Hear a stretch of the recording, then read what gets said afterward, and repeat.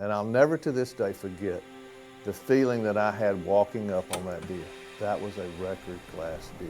And it was called the What If Buck. That deer means more to me in that logo than more than I can say.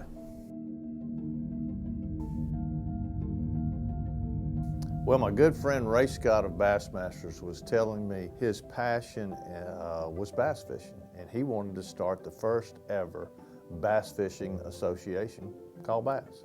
And I was so intrigued with that concept, and I said, you know what, that's something that I'd like to try for deer hunting.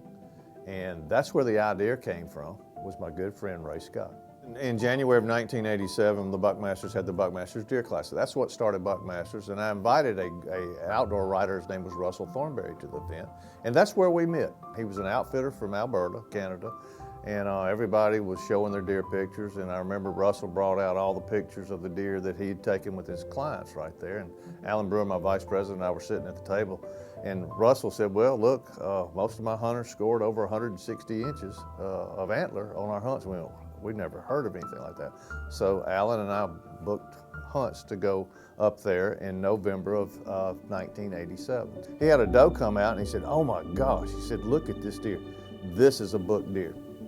I said, give me the binoculars, give me the binoculars. Let me see what you're talking about. And I put the binoculars up and I'm looking, and all of a sudden, wow, the biggest deer I've ever seen in my life. A beautiful 10-point buck. And he had forky brow tines, and he's chasing this doe. He jumps this fence, and the snow's like a foot deep, and his antlers are going through the snow, and I went, wow. So I'm staring at a world record class deer, and here's an old redneck from Alabama. This deer's probably about 300 yards.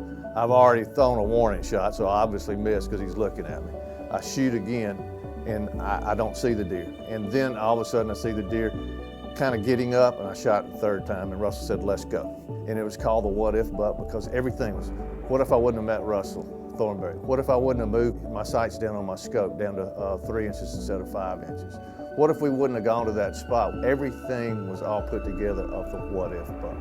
And that is a hunt I'll never forget. I look at that deer every day. He's on my wall, but that's the Buckmasters logo. That deer means more to me in that logo than more than I can say. You know, the amazing thing about the What If Buck, it's made, a couple of transformations in almost 40 years.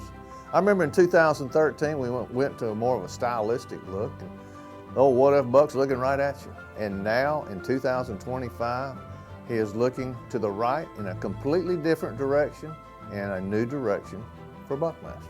We're proud of where we've been, but more excited of where we're going. Deer hunting still has a name. Buckmasters.